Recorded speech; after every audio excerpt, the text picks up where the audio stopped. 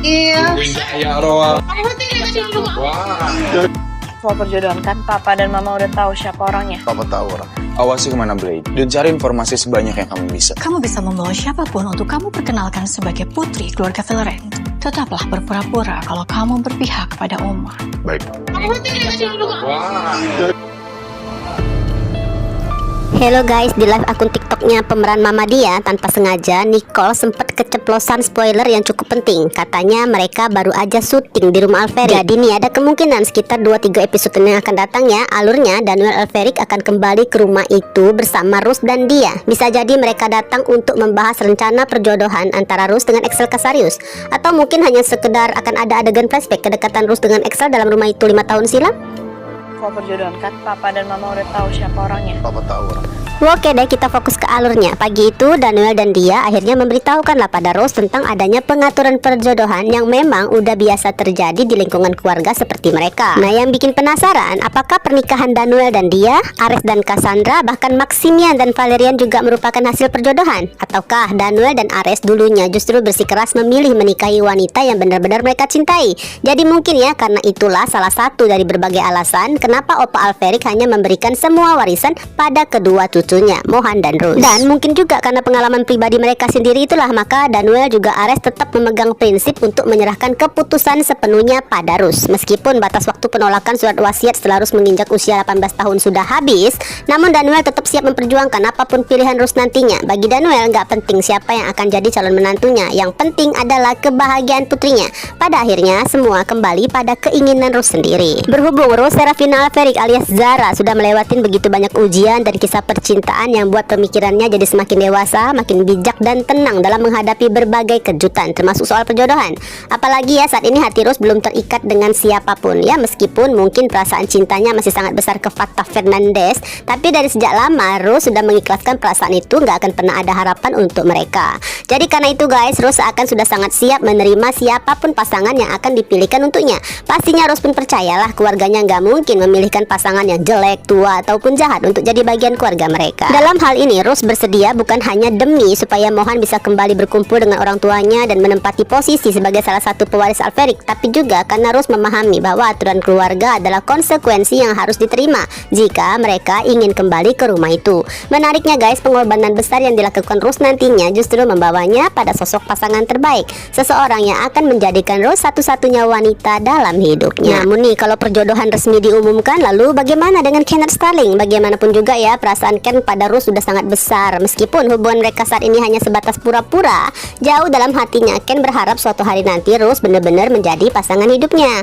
Bahkan Mohan pun sangat mendukung guys hubungan mereka. Masalahnya sejauh ini Rose emang sama sekali nggak punya perasaan spesial lebih dari sekedar teman dekat pada Ken. Bisa aja ya nanti ketika Mohan mengetahui bahwa si Tibel menerima perjodohan itu demi dirinya, justru Mohan menjadi orang pertama yang berusaha menolaknya. Namun pertanyaannya, siapa sih yang mampu membujuk Rose untuk mengubah keputusannya? Mungkin pun jika Akila nantinya mengetahui ternyata telah dibohongi soal hubungan Jaya dengan Ken, maka dengan karakternya yang spontan dan emosional, Akila akan marah besar saat tahu Jaya ternyata udah dijodohkan dengan salah satu Casarius. Meskipun begitu guys, sedekat apapun persahabatan mereka, tetap ya urusan keluarga memiliki porsi yang jauh lebih besar. Lagi pula Akila pun akan disibukkan dengan masalah keluarganya sendiri guys, terutama pertikaian antara orang tua angkat vs orang tua kandung yang akan segera berlangsung di meja pengadilan untuk memperebutkan hak mengasuhnya. Pada akhirnya setiap orang tetap harus menjalani hidupnya masing-masing. Sepertinya sih ya, sebagian besar berharap sampai akhir nanti Rose beneran akan dipasangkan dengan Excel aja, karena chemistry mereka kan udah bikin baper banget dan sangat ditunggu pertemuan keduanya. Itu pun guys kalau nanti sutradara memang berniat membuatkan adegan yang indah tentang kisah mereka,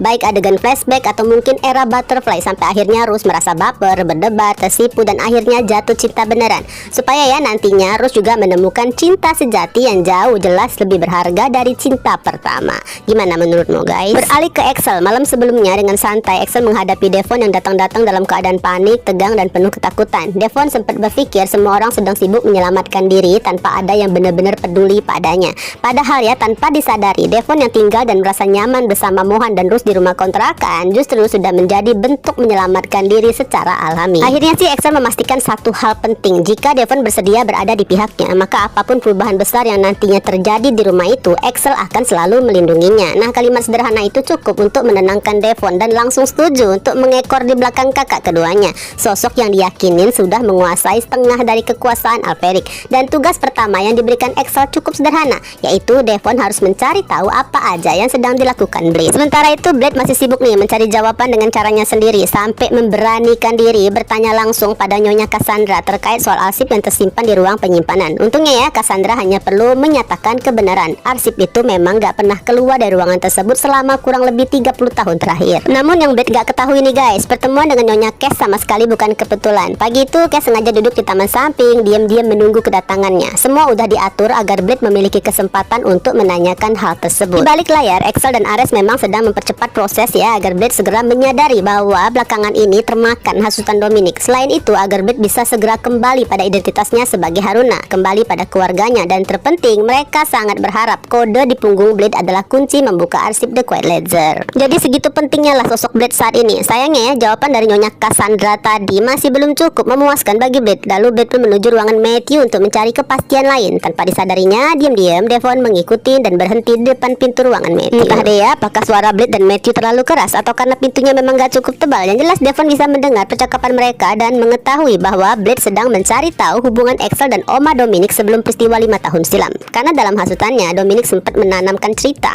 bahwa dulunya Axel berada di pihaknya, seolah setelah Axel mengetahui soal perjodohan itu, Axel langsung berbalik mengkhianatinya. Dan jawaban yang didapatkan Blade justru kebalikan. Matthew justru bingung dengan pertanyaan Blade. Bahkan berulang kali ya, Matthew menegaskan bahwa dari kecil Axel paling gak pernah akur dengan Oma Dominic, seenggaknya sampai beberapa waktu terakhir ini. Bahkan sebenarnya Axel pun gak pernah akur dengan mereka semua, baik dengan Oma, Mama, Matthew, dan Devon, karena Axel sangat jelas lebih memilih Alperic. Blade pun keluar dari ruangan itu dengan perasaan gelisah, sampai gak peduli mungkin aja Devon yang kepergok depan pintu sudah mendengar seluruh percakapan mereka. Kepala Blade dipenuhi terlalu banyak pertanyaan. Semua informasi yang didapatkan mulai bertabrakan satu sama lain, dan Blade ternyata masih merasa harus mencari jawaban yang lain.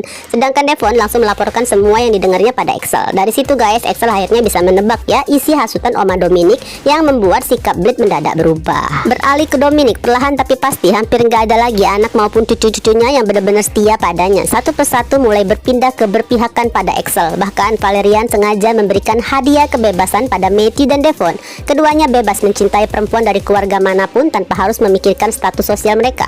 Namun demi keamanan untuk sementara waktu, mereka semua tetap harus berpura-pura patuh pada Oma Dominic sampai perubahan besar di rumah itu benar-benar terjadi. Agar sandiwara mereka semakin meyakinkan, Valerian mempersilahkan Devon untuk nantinya membawa seseorang gadis siapalah yang disukai atau seenggaknya seseorang yang bersedia membantu Devon untuk datang ke rumah itu dan berpura-pura menjadi putri dari keluarga terpandang.